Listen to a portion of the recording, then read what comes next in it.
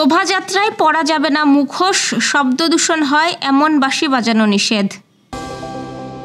DB প্রধানের পদ থেকে সরিয়ে দেওয়া হলো রেজাউলকে। ডিসেম্বর থেকে জুনের মধ্যে নির্বাচনের বিষয়ে একমত নয় বিএনপি। কুয়েট ঘিরে আবার উত্তেজনা, ক্যাম্পাসে পুলিশ মোতায়েন। ঢাবি নতুন করে গ ইউনিটের এমসিকিউ পরীক্ষা নিতে চাই। যশোর সহ 11 অঞ্চলে সন্ধ্যার মধ্যে ঝড়ের আভাস। বিশ্বকাপ বাছাই পর্বে আজ আইরিশদের মোকাবেলা করবে জ্যোতিরা। দর্শক, শুনছিলেন দিনের খবরের প্রধান প্রধান শিরোনাম। এবার বিস্তারিত। তার আগে গ্রামের কাগজের ইউটিউব চ্যানেল সাবস্ক্রাইব করুন এবং সব খবর পেতে ফেসবুক পেজ ফলো করে রাখার পাশাপাশি ওয়েবসাইট ভিজিট করুন।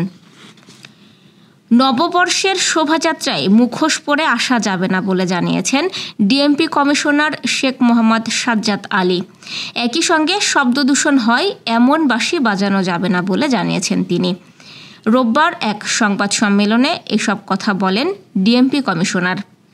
তিনি বলেন, ঢাকার বিভিন্ন অনুষ্ঠান স্থলে সব ধরনের প্রস্তুতি নেওয়া হয়েছে।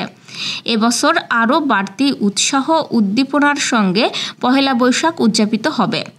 ড্রোন ক্যামেরা, ডগ স্কোয়াড ও পুলিশ সদস্য মোতায়েন করা হবে। গোয়েন্দা নজরদারি বৃদ্ধি করা হচ্ছে। নারী ও শিশুরা যেন সতর্কতার সঙ্গে ভিড় এড়িয়ে ছায়ানটের অনুষ্ঠানে আসেন সে বিষয়ে পরামর্শ দিয়েছেন ডিএমপি কমিশনার সাজ্জাদ আলী। এদিকে সকালে রমনা বটমূল সহ নববর্ষ উৎসবে র্যাবের নিরাপত্তা ব্রিফিংয়ে র্যাব মহাপরিচালক AKM শহীদুর রহমান বলেছেন, নববর্ষ উপলক্ষে সারা দেশে নিরাপত্তা ব্যবস্থা গ্রহণ করা হয়েছে। বিভিন্ন সংস্থার সঙ্গে সমন্বয় করে আমরা সব ধরনের ব্যবস্থা রেখেছি।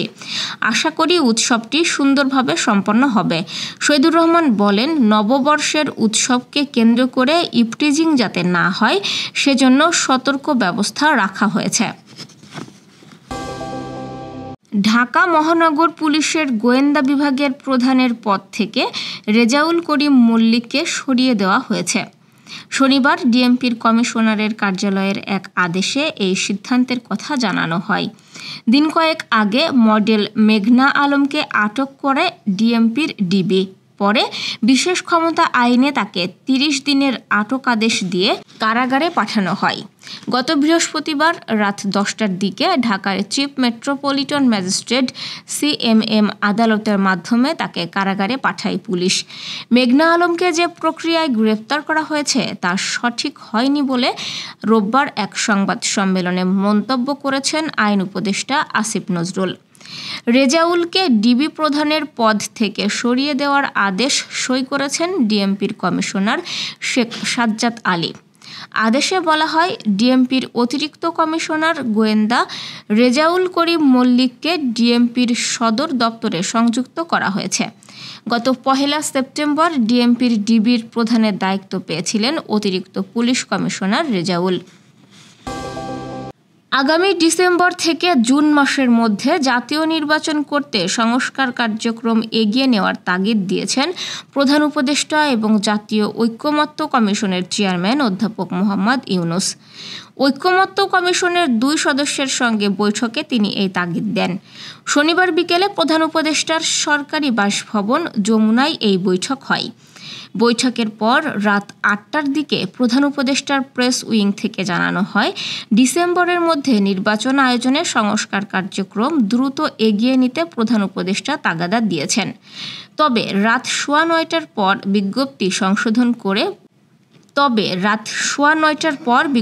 সংশোধন করে প্রেস উইং। সংশোধিত বিজ্ঞপ্তিতে বলা হয়, ইতোপূর্বে ঐকমত্য কমিশনের দেওয়া প্রেস নোটে ভুলবশত কেবল ডিসেম্বর মাসের কথা উল্লেখ করা হয়েছিল। প্রকৃতপক্ষে বৈঠকে প্রধান উপদেষ্টা ও জাতীয় ঐকমত্য কমিশনের চেয়ারম্যান আগামী ডিসেম্বর থেকে 2026 সালের জুন মাসের মধ্যে জাতীয় নির্বাচনের লক্ষ্য নিয়ে সংস্কার কার্যক্রম এগিয়ে নেওয়ার তাগিদ দেন।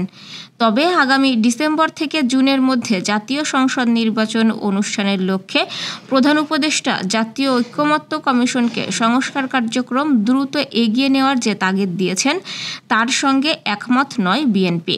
তারা ডিসেম্বরের মধ্যেই নির্বাচন চায়। বিএনপি এর বাইরে অন্য কোনো সময়ে নির্বাচন অনুষ্ঠানের বিরুদ্ধে বলে জানিয়েছেন দলটির স্থায়ী কমিটির সদস্য সালাউদ্দিন আহমেদ। খুলনা প্রকৌশল ও প্রযুক্তি বিশ্ববিদ্যালয়ে রক্তক্ষয়ী সংঘর্ষের প্রায় 2 মাস পর ক্যাম্পাসে আবারও উত্তেজনা সৃষ্টি হয়েছে। শিক্ষার্থীরা বন্ধ থাকা ক্যাম্পাসে আজ রোববার ফিরে আবাসিক হলে ওঠার ঘোষণা দিয়েছেন। এদিকে শিক্ষার্থীরা যাতে বন্ধ ক্যাম্পাসে না ফেরেন সে ব্যাপারে তৎপরতা শুরু করেছে বিশ্ববিদ্যালয় প্রশাসন। বিশ্ববিদ্যালয় কর্তৃপক্ষ একাধিক সভা, প্রশাসনের বিভিন্ন দপ্তরে চিঠি, বিজ্ঞপ্তি জারি ও অভিভাবকদের মুঠোফোনে খুদে বার্তা দিয়ে শিক্ষার্থীদের ক্যাম্পাসে না পাঠানোর অনুরোধ জানিয়েছে। পাশাপাশি শিক্ষার্থীদের প্রবেশ ঠেকাতে ক্যাম্পাসে অতিরিক্ত পুলিশ মোতায়েন করা হয়েছে। আজ ক্যাম্পাসে প্রধান ফটক বন্ধ, পরিচয় নিশ্চিত হয়ে কর্মকর্তা, কর্মচারী ও শিক্ষকদের ক্যাম্পাসে ঢুকতে দেওয়া হচ্ছে। প্রধান ফটকে পুলিশ মোতায়েন আছে। ক্যাম্পাসের ভেতরে বেশ কিছু নিরাপত্তা কর্মী প্রহরায় আছেন। ক্যাম্পাসের হলগুলো সিলগালা করে তালাবদ্ধ এবং ক্যাম্পাসের আইটি গেটেও পুলিশে অবস্থান নিয়েছে। ঢাকা বিশ্ববিদ্যালয়ের গ ইউনিটের ভর্তি পরীক্ষার ফলাফল প্রকাশে হাইকোর্টের স্থগিতাদেশের প্রেক্ষিতে নতুন করে এমসিকিউ পরীক্ষা নিতে আগ্রহ প্রকাশ করেছে বিশ্ববিদ্যালয় কর্তৃপক্ষ। রোববার ঢাকা বিশ্ববিদ্যালয়ের পক্ষে বিষয়টি গণমাধ্যমকে নিশ্চিত করেছেন আইনজীবী শিশির মনির। তিনি জানান, আজ হাইকোর্টে এই সংক্রান্ত রিটের ওপর শুনানি হতে পারে। বিশ্ববিদ্যালয় কর্তৃপক্ষ নতুন করে এমসিকিউ পরীক্ষা নেওয়ার সিদ্ধান্তে পৌঁছেছে। দেশের 11 অঞ্চলে ঝড়ের আভাস দিয়েছে বাংলাদেশ আবহাওয়া অধিদপ্তর। এসব অঞ্চলে ঝড়ের সঙ্গে বজ্রসহ বৃষ্টিও হতে পারে বলে জানিয়েছে সংস্থাটি। রোববার আবহাওয়াবিদ তরিফুল নেওয়াজ কবিরের দেওয়া নদীবন্দরের পূর্বাভাসে এই তথ্য জানানো হয়েছে। আবহাওয়া অফিস জানিয়েছে, রোববার সন্ধ্যার মধ্যে ঢাকা, ময়মনসিংহ, ফরিদপুর, খুলনা, কুমিল্লা, রংপুর, বগুড়া, রাজশাহী, যশোর, কুষ্টিয়া এবং সিলেট অঞ্চলগুলোর ওপর দিয়ে পশ্চিম বা উত্তর পশ্চিম দিক থেকে ঘন্টায় 45 থেকে 60 কিলোমিটার বেগে অস্থায়ীভাবে দমকা বা ঝোড়ো হাওয়া সহ বৃষ্টি বা বজ্রসহ বৃষ্টি হতে পারে। এসব এলাকার নদীবন্দরগুলোকে 1 নম্বর সতর্ক সংকেত দেখাতে বলা হয়েছে।